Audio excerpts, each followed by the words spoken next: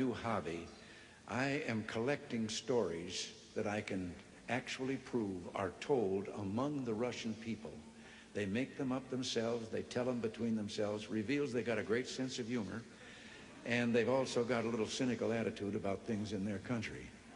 The story was an American and a Russian arguing about their two countries, and the American said, look, in my country, I can walk into the Oval Office, I can pound the president's desk and say, Mr. President, I don't like the way you're running our country.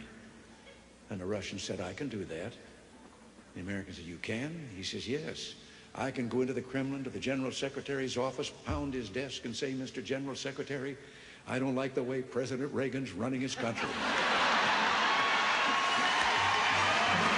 I didn't tell this one to Gorbachev.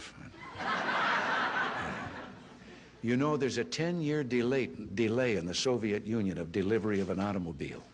And you go through quite a process when you're ready to buy, and then you put up the money in advance. This man, he laid down his money, and then the fellow that was in charge said to him, okay, come back in 10 years and get your car. And he said, morning or afternoon?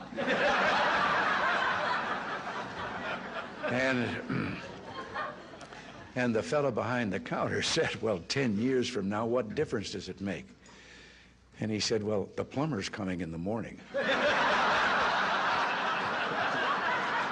Less than 1 family out of 7 in the Soviet Union owns an automobile.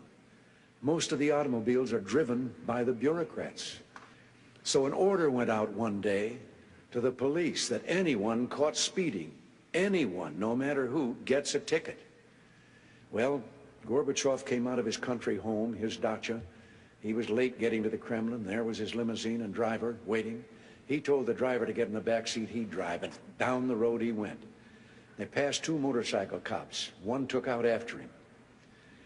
And pretty soon he's back with his buddy, and his buddy says, well, did you give him a ticket? And he said, no. Well, he said, why not? Oh, he said, they're too important.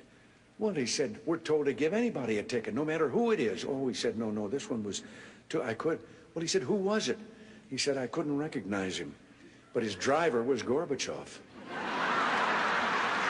One of the heads of state that I met with on this visit told me the story about the 2 fellows in the Soviet Union who were walking down the street, and the one of them says, have we really achieved full communism? Is this it? Is this now full communism? And the other one said, oh, hell no, things are going to get a lot worse.